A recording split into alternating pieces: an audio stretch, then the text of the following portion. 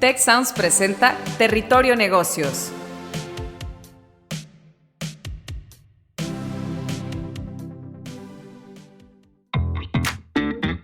Ahora entramos a Territorio Negocios. Un espacio de diálogo y reflexión sobre las nuevas tendencias y transformaciones de los negocios en México, América Latina y el mundo.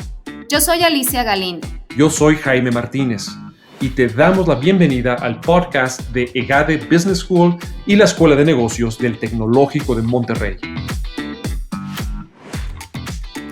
Bienvenidas y bienvenidos a un episodio más de Territorio Negocios. Muchísimas gracias por escucharnos y sumarse a la conversación con el hashtag Territorio Negocios.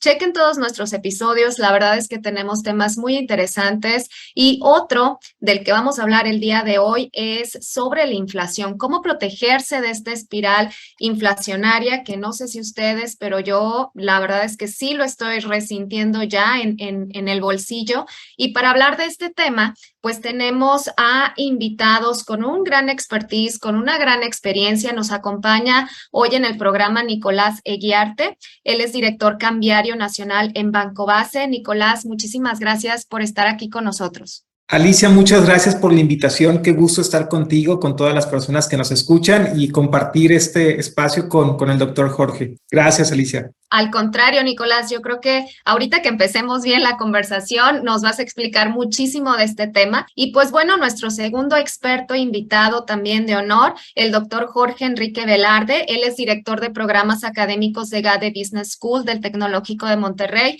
Jorge, bienvenido. No, muchísimas gracias, Alicia, aquí por la invitación y pues encantado de estar abordando estos temas de la inflación que, como bien lo mencionaste, pues nos afecta a todos. Ya nos afecta a todos definitivamente. Y déjenme, para entrar ahora sí ya al terreno de estas preguntas, dar un poquito de contexto de cómo estamos. Y es que debido al aumento generalizado de la inflación, pues muchas economías del mundo se están asomando peligrosamente a una recesión. La respuesta de los bancos centrales, que es pues subir las tasas de interés, pues ya está afectando tanto a los individuos como a las empresas y lo podemos ver en los precios de los productos, en los créditos bancarios, entre otros efectos y también obviamente la gasolina, ¿no?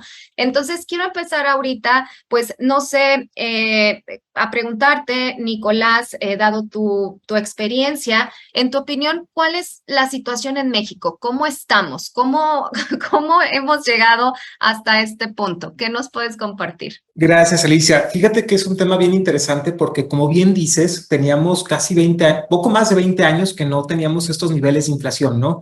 Creo que para todas las personas que crecimos durante los 90s y que estuvimos entrando en nuestra adultez durante los 2000s, pues el tema de inflación era algo anecdótico, ¿no? Algo que nos contaban nuestros papás, nuestros abuelos, que se vivió de forma descontrolada en México en los 70s y en los 80s, pero no era algo con lo que lidiáramos en el día a día, ¿no? Es algo que apenas estamos comenzando a vivir y a experimentar de forma muy cercana para todos los que estamos en este momento en México. ¿Cómo llegamos a esta situación? Pues bueno, creo que a nadie le resultará desconocido hablar de la pandemia COVID, de lo que estuvimos viviendo a partir del 2020. Como bien saben, como todos nos tocó experimentarlo, pues la pandemia se comenzó a gestar a partir de marzo, lo comenzamos a vivir todos de forma muy cercana a partir de marzo del 2020, y esto llevó a crear algunas distorsiones en el sentido económico. ¿Cuáles fueron estas distorsiones? Por un lado, vimos a los bancos centrales que se apresuraron y con una muy buena razón a bajar sus tasas de interés, a relajar su política monetaria para inyectar liquidez en la economía real y que esta economía, pues a raíz de los encierros, de todas las cuarentenas que se vivieron con el COVID, pues comenzaran a tener una mayor disponibilidad de efectivo. Vimos incentivos en algunas partes del mundo. En Estados Unidos, por ejemplo, hicieron una política dual. Por un lado, la Reserva Federal comenzó a bajar sus tasas de interés, a inyectar liquidez en los mercados, y por el otro lado, el gobierno de Estados Unidos comenzó a dar estas ayudas de carácter social, ¿no? O estos apoyos económicos a las familias, lo que aumentó mucho la liquidez. Pero por el otro lado, por la parte de la oferta, pues también vimos un efecto bastante negativo, ¿no? La cantidad de empresas, la cantidad de negocios que sobrevivieron a esta pandemia, pues fue mucho menor. Entonces, por un lado tienes una demanda que está creciendo con inyecciones de liquidez y por el otro tienes una oferta que va disminuyendo con el paso del tiempo porque hubo empresas que pues, no lograron sobrevivir la pandemia, ¿no? Que tuvieron que cerrar. Hubo muchos negocios, inclusive aquí en México, donde tuvimos una baja importante en el número de empresas activas que desafortunadamente no aguantaron. Entonces, tenemos un exceso de liquidez en los mercados, una corta oferta, y pues eso ocasionó que muchos precios y que muchos commodities lo vimos durante mucho tiempo, por ejemplo, con los chips, que fue un problema serio para los fabricantes de carros en todas partes del mundo, pues estos chips comenzaron a tener un faltante en la economía. Y eso hace, obviamente, que a la hora de que hay un producto bastante más demandado de lo normal, pues su precio aumente. Eso por un lado. Y luego entramos en el 2022 y nos sorprendió la guerra Rusia-Ucrania, ¿no? Eso también tuvo un efecto definitivo, desafortunado con los commodities y con algunos precios energéticos que lo seguimos resintiendo. Sí, coincido totalmente contigo. Tienes toda la razón. Pues gracias o desafortunado. Yo creo que la pandemia sí trajo también muchas cosas buenas, muchos negocios, así como bien dices, pues la oferta se redujo, pero también se empezaron a pivotear nuevos modelos de negocio. Sí lo resentimos. También lo de Rusia, o sea, ha sido una serie de eventos desencadenados, afortunados y desafortunados que hemos estado viviendo como que uno tras otro, tras otro, tras otro. Entonces, sí, definitivamente ya nos hemos venido percatando de esta espiral inflacionaria. Y aquí me gustaría conocer, ¿tú cómo ves el estado actual de México, Jorge? ¿Qué nos podrías comentar? ¿Cómo estamos ahorita? Ahí el tema es que estamos cercanos a empezar, y yo ya lo he empezado a escuchar en el entorno, no me dejará mentir Nicolás, seguramente el tema o la frase estanflación. Es un tema muy económico, pero es cuando se combinan varios factores, y ya tenemos dos de ellos, y otro muy cercano a presentarse, que viene siendo, bueno, inflación combinado con desaceleración económica que ya se está viendo hacia adelante, pues se habla de posible recesión, si no es que ya estamos dentro. Y el otro tema es el desempleo o la reducción de la generación de empleo. Los últimos datos que se han presentado, pues han sido, pues, favorables, digámoslo así, pero ya es la inercia que traemos, que seguramente, vaya, yo no descartaría que esto se empezara a detener o a reflejarse un poco en la parte de ya no generarse tanto empleo. Y aquí, y con esto cierro a tu comentario, Alicia, es el PIB es la medida de crecimiento de las economías, pero el tema de empleo es el único, es de los indicadores que se están manteniendo, pero si ya estamos hablando, hay desaceleración en temas de ventas, hay desaceleración en temas, obvio, de actividad industrial y de los bienes duraderos, ¿sí? Entonces, ya hay señales o semáforos, yo digo, ya en rojo, que dicen, vaya, si el empleo ya empieza a reflejar una desaceleración más constante, pues ya entramos en este tema de esta inflación y se nos complican más las cosas. Se nos complican más las cosas y creo que, o sea, tienes toda la razón, o sea, no estamos solos, o sea, creo que dentro de los países latinoamericanos, por ahí leí un reporte muy interesante, un reporte macroeconómico de Passport, en donde pues hay otros países que están en situaciones un poquito peores a la nuestra, en donde ya se está hablando de un doble dígito inflacionario. Entonces, creo que definitivamente es algo que nos está afectando y bueno, entendemos que la preocupación principal de los bancos centrales en la economía es cuidar que este número no siga subiendo, ¿no?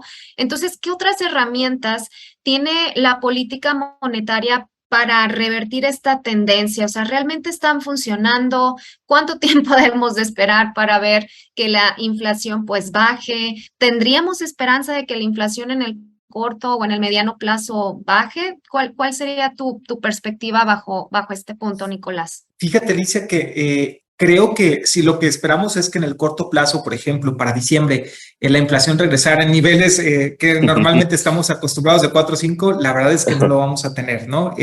Nosotros creemos en base que la inflación va a tener un repunte en diciembre. Nuestra previsión es que cerremos el año con un 8.70% de inflación. Vamos a seguir en niveles muy similares a los que tenemos en este momento. Desafortunadamente, las medidas de los bancos centrales no son inmediatas o sus efectos no suelen ser inmediatos.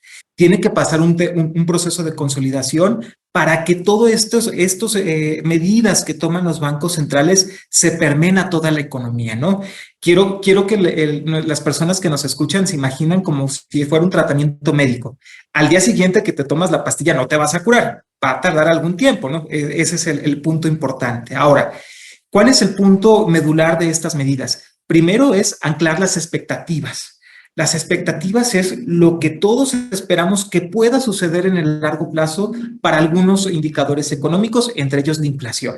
Ahora bien, el Banco de México, nosotros aquí en México, nuestro Banco Central, afortunadamente es un organismo autónomo que puede tomar sus propias decisiones y que tiene la capacidad para poder moverse en su marco legal para tomar estas decisiones.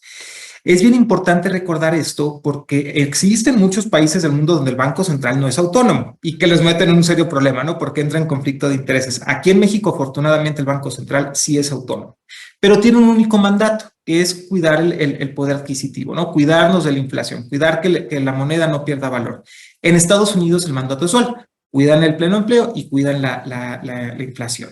Pero aquí en México, lo que está haciendo el Banco Central es primero recuperar o subir las tasas de interés para desincentivar el gasto, vamos a llamarlo así, ¿no? Para que gastar o pedir crédito o que esté circulando dinero efectivo, vamos a llamarlo así, sea más caro, ¿no? Y por eso hemos visto que el Banco de México en sus últimas reuniones de política monetaria ha comenzado a aumentar su tasa de fondeo o su tasa de referencia.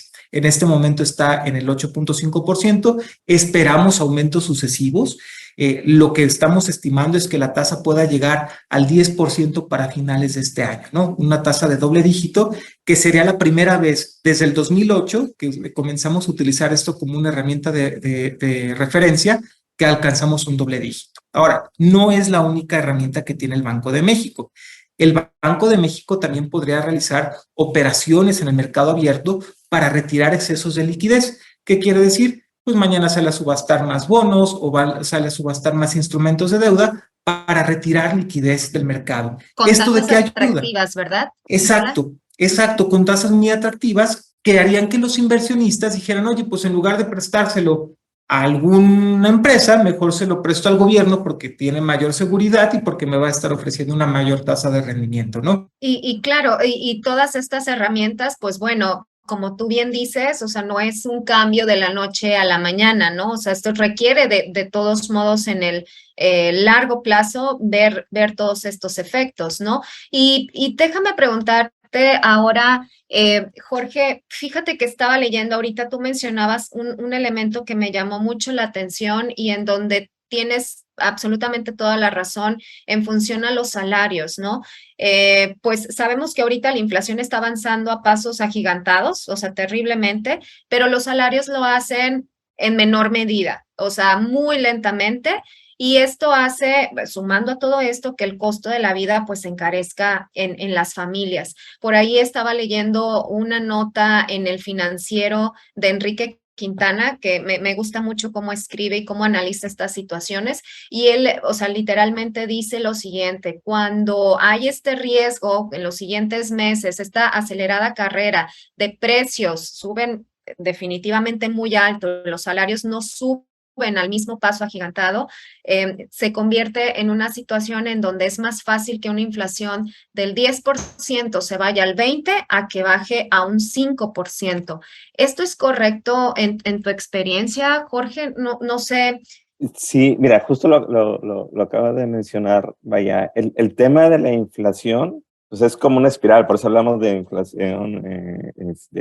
Es más fácil que se vaya a 20%, porque entramos, es como una bola de nieve, vaya, se va generando y generando.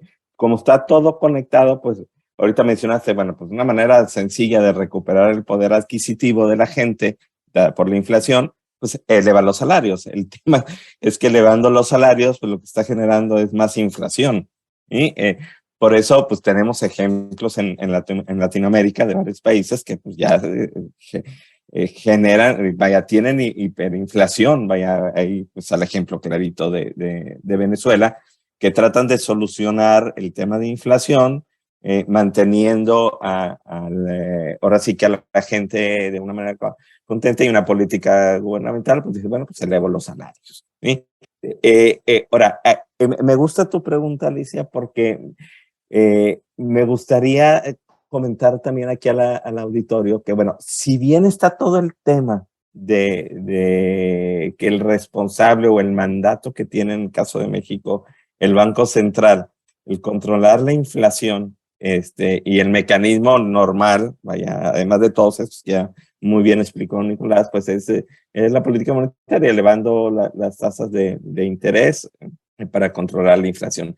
Sin embargo, ahorita tenemos, o se habla mucho, y que yo concuerdo con ello, que bueno, pues es un tema de una crisis que va más del lado de la oferta, es decir, va más del lado de lo que viene siendo la cuestión productiva.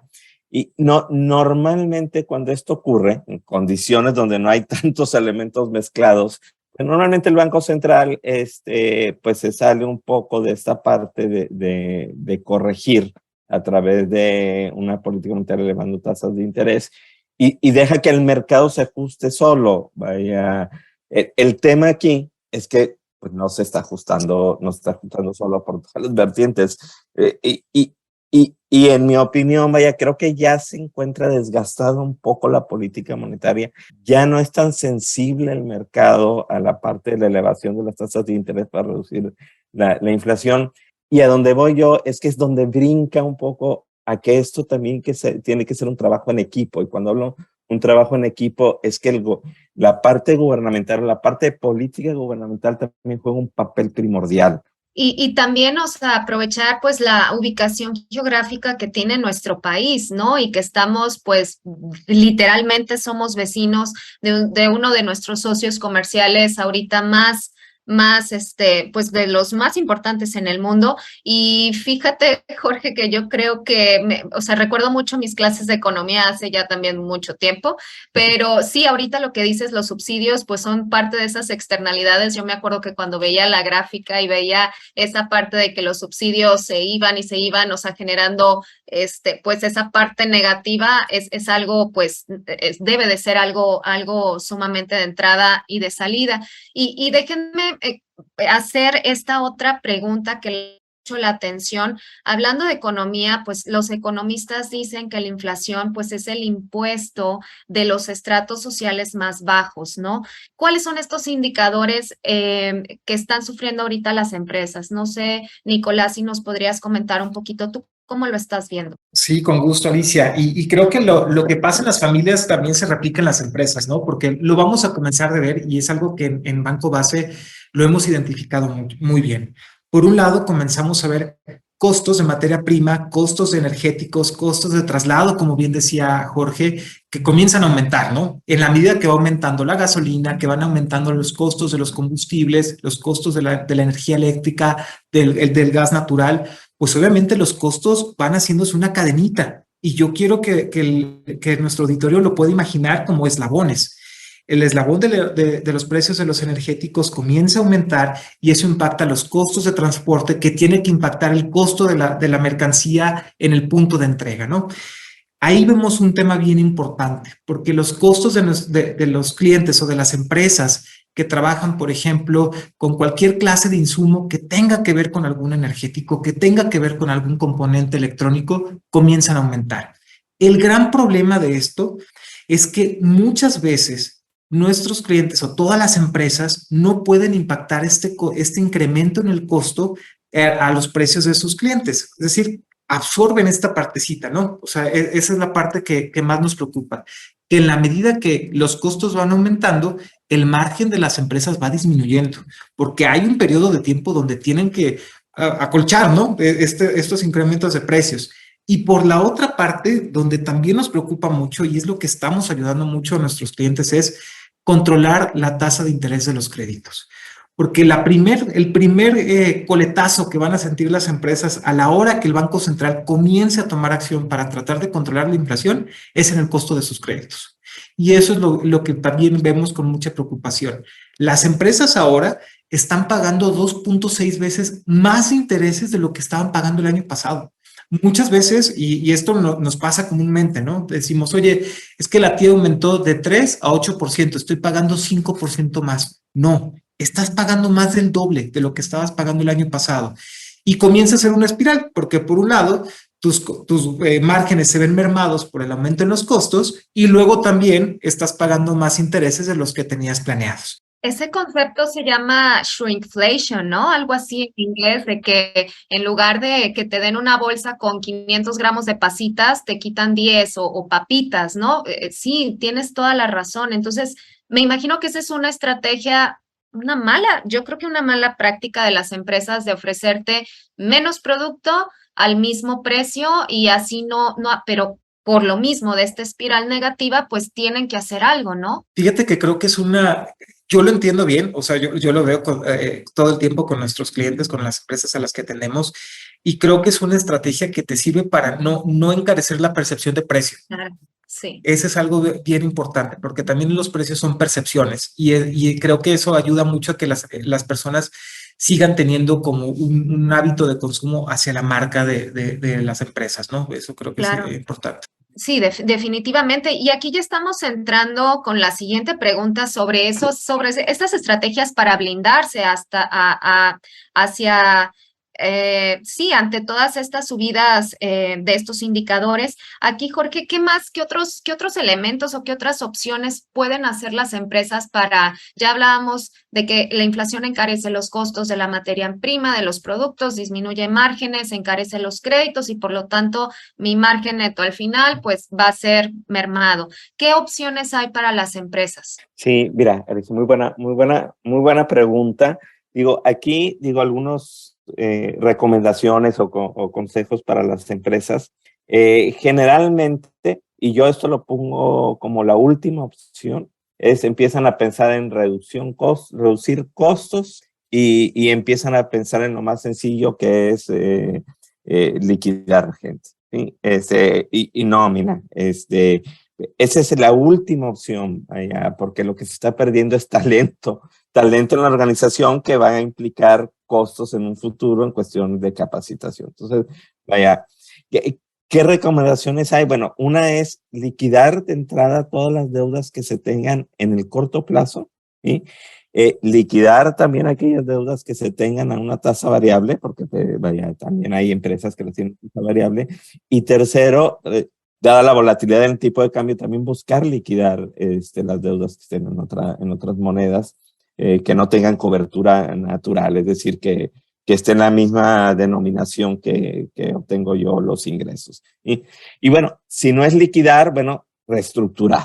Reestructurar para el mediano largo plazo y buscando tasas fijas, buscando las coberturas naturales y la parte de que no se ha concentrado todo en una misma fecha. Otra recomendación, que bueno, pues de alguna manera ya lo mencioné en el primer punto, es pues buscar coberturas de tasas y de tipos de cambio, bancas, tipo de cambio, pues, forwards y demás. No todas las empresas, sobre todo las medianas, pequeñas o los emprendedores que están arrancando, pues seguramente esto se les complica, pero tienen la primera opción que digo yo, que estoy mencionando, perdón, pues empezar a reestructurar deudas y no endeudarse también. No buscar nuevos créditos, sobre todo para las pequeñas y medianas. Y una cuarta, yo buscaría reacomodar las inversiones de las empresas. También es una primera opción. No, viene la crisis, está complicado, detén todas las inversiones. Bueno, hay que ver 3 opciones de cómo detener esto. Yo planteo, pues, realizar una reorientación de esas inversiones, es decir, seguir haciendo para aquellas que son prioritarias. Sí, las estratégicas, ¿no? Exactamente, o sea, las estratégicas, Alicia, porque al final de cuentas quienes tienen en sus manos la recuperación de la economía, pues son las empresas, es el motor de la economía. Entonces, si dejan de invertir E inclusive es uno de los indicadores que nos duele mucho la inversión y por lo cual no hemos estado creciendo ya desde hace varios años en los dígitos que queremos, la inversión. Entonces ahora si detenemos esto, se complica. La otra es trasladar inversiones al mediano plazo, pero ya, repito, con fecha establecida, analizada y demás, pues, aunque después lo lancemos más hacia adelante, pero que tengamos un objetivo. Y tercera, pues suspenderlas. Ya este es el tema que no me gustaría yo, pero bueno, que lo tomaran como opción, pero bueno, si es necesario y eso permite mantener el negocio, pues sí, mejor suspendernos, porque lo peor es cerrar. Entonces lo que requerimos son empleos. Sí, definitivamente. Y si esto último sucede, pues otra vez volvemos a ese círculo vicioso.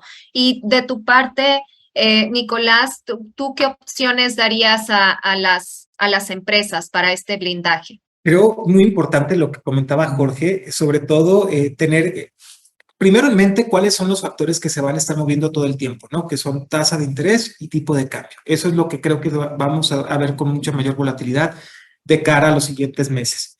La recomendación es, y lo que nosotros trabajamos mucho es, cúbrete. No dejes estas cosas al azar, ¿no? Eso es lo que creo que tiene que ser muy importante. Crear un plan de cobertura para los créditos que están a tasa variable es muy bueno. Te va a dejar dormir tranquilo todo el tiempo.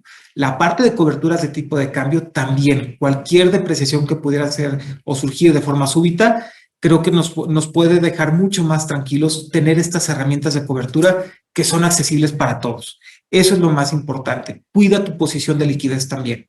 En este momento, si bien tenemos retos importantes, también va a haber oportunidades. Cash is king. Entonces, cuidar la posición de liquidez de las empresas es súper importante para los siguientes meses. Yo los invito a eso.